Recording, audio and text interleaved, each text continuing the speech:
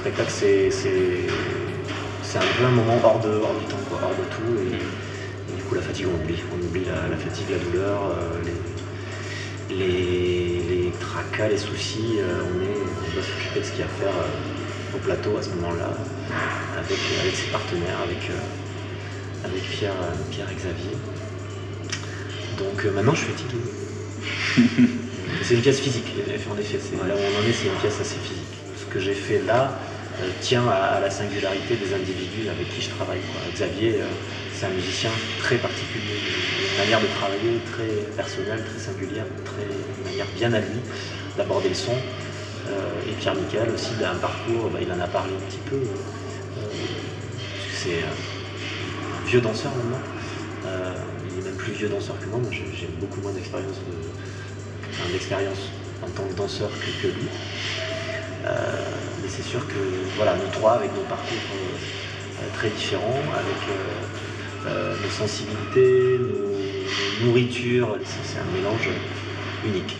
Moi, en tant qu'homme, très personnellement, là je parle d'un point de vue très personnel, ouais, c'est vrai que je suis perdu aussi aujourd'hui dans cette société en tant que mec. C'est pas parce que j'ai une barbe, c'est pas ça qui fait de moi un homme, quoi. Alors c'est quoi? J'ai pas de réponse, hein. Mais je me pose cette question et ouais, je me sens prisonnier de certaines choses, de certaines représentations, et ça m'interroge et ce qui m'intéresse, c'est d'interroger ça par le corps, par le physique. Je fais pas du théâtre, je suis pas metteur en scène de théâtre, je travaille pas avec du texte. Moi, ce qui me travaille, c'est ça, c'est le corps, c'est ça. Donc interroger l'identité masculine, oui, mais avec ça, avec le corps. Le corps va permettre d'aller explorer des choses que les mots sont incapables d'aller toucher.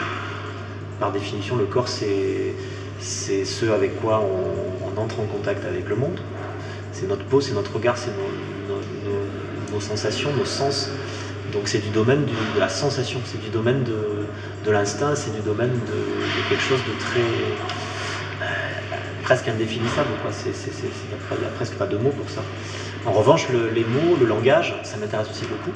Le langage permet d'aller aussi explorer d'autres sensations, beaucoup plus fines, beaucoup plus construites peut-être, beaucoup plus psychologiques aussi, que le corps ne permettra pas d'atteindre. Je pense que c'est pas deux choses contraires, mais c'est deux choses qui s'interpénètrent parfois, le langage et le corps, mais qui permettent d'aller explorer des territoires différents, des terrains de jeu différents. Et moi, le corps, c'est un terrain de jeu. Ce que vous avez vu tout à l'heure, on joue, on passe notre temps à jouer, on se fixe des règles du jeu physique et on joue.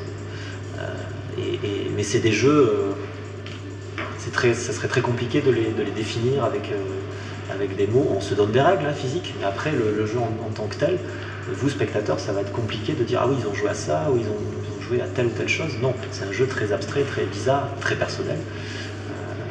Voilà, c'est un jeu physique. Quand je vois des gens bouger, moi ça m'impacte physiquement, ça me modifie physiquement. Et fondamentalement, c'est ça en fait. C'est ça qui m'anime, c'est ça qui m'excite, c'est ça qui m'obsède. Si à un moment ça m'atteint pas physiquement, ça m'intéresse pas trop, quoi. Voilà. Si ça me, s'il y a quelque chose qui vient et qui me modifie, si je ressors d'un spectacle différemment de la manière dont j'y suis rentré, il s'est passé quelque chose. En tant que chorégraphe, ce qui m'intéresse, c'est de mettre le spectateur au travail. Enfin, j'ai pas envie qu'il soit au travail dans le sens qu'il ait des devoirs à faire, c'est pas ça. Mais j'ai envie d'ouvrir la tête du spectateur et qu'ensuite il puisse reconstruire, lui, une fiction, reconstruire, lui, ce qu'il a envie d'y voir. Donc chaque individu va y voir des choses différentes, il va y voir des choses différentes parce qu'il a un parcours différent, parce qu'il va mettre ce qu'il voit en rapport avec d'autres choses, avec des lectures, avec ce qu'il a vu, des films, ou même ce qu'il a vu dans la rue une heure avant, j'en sais rien. Chaque spectateur est absolument unique. Il va voir un spectacle d'une manière totalement unique parce qu'il va mettre ça en relation avec son parcours, avec son propre corps, avec sa propre expérience du corps, avec sa propre vie, avec ses propres expériences. Donc bien sûr qu'il n'y a pas une manière de voir un spectacle, il y en a autant que de spectateurs.